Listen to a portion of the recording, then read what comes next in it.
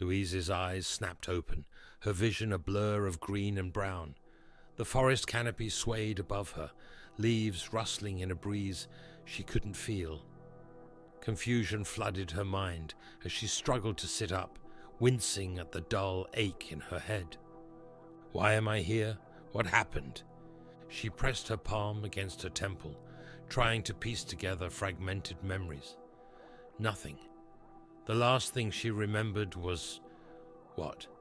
Frustration mounted as the details slipped away like sand through her fingers. A twig snapped somewhere behind her, the sound sharp and close, too close. Louise's head whipped around, her heart rate spiking. The forest seemed to hold its breath, an unnatural stillness descending. Then a low growl broke the silence, raising goosebumps on her skin. Run. The thought hit her with the force of a freight train, and Louise scrambled to her feet. She didn't know what was chasing her or why, but every instinct screamed danger. She took off, crashing through the underbrush, branches whipping at her face and arms. Louise's heart pounded as she stumbled through the darkening forest, each snap of a twig making her jump. Night was falling fast, and with it a bone-chilling mist that seemed to whisper with ghostly voices. Just as panic began to overwhelm her, she spotted it. A cabin, its silhouette a black cutout against the purple twilight. Desperation overrode caution. Louise lurched forward, her trembling hands fumbling with the door.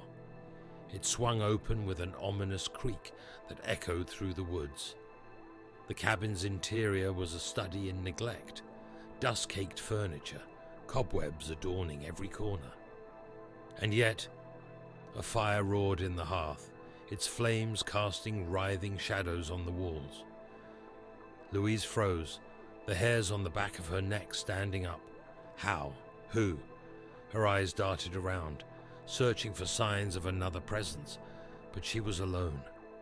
The flames danced merrily, as if mocking her confusion. Exhaustion eventually won out over fear. Louise collapsed onto a moth-eaten couch, her last conscious thought a plea that morning would bring clarity. She awoke with a start, momentarily blinded by bright sunlight streaming through grimy windows. Louise blinked rapidly, disorientation setting in. Hadn't it been dusk when she arrived? Her watch confirmed the impossible. 7:23 a.m. As she explored the cabin with growing unease, wrongness piled upon wrongness. The calendar on the wall proudly declared yesterday's date. The fire that had been newly lit the night before now consumed logs that seemed to grow instead of shrink. Louise's breath caught in her throat as she ventured outside. Leaves that had carpeted the forest floor now clung to branches as if held there by invisible strings. Her eyes widened in horror as she watched a leaf float upward in defiance of gravity, reattaching itself to a nearby oak with a soft click. She glanced at her watch, 6:45 a.m. The world spun, and Louise grabbed the cabin's doorframe to steady herself. Panic clawing at her insides, she lunged for her backpack. She had to get out now, but as she yanked open the door, time itself seemed to fracture. There on the threshold stood herself. The other Louise, wide-eyed, leaves clinging to her boots, stumbled backward. "Who? What are you?" Her doppelganger gasped, voice thick with terror. Louise slammed the door shut, heart threatening to burst from her chest. She pressed her back against the rough wood, trembling violently as she heard her own footsteps retreating into the woods.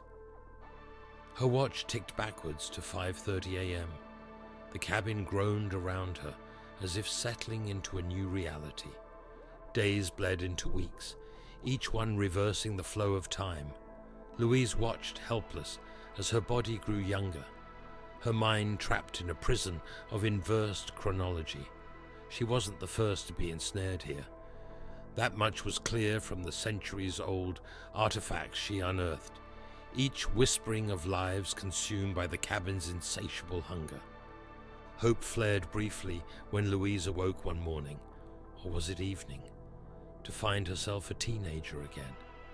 If she continued to regress, might she not simply cease to exist, freedom through oblivion?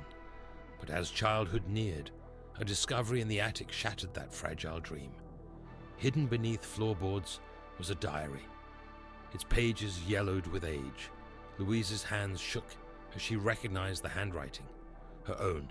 With mounting dread, she devoured the account of her own future past. The truth crashed over her like a tidal wave of despair.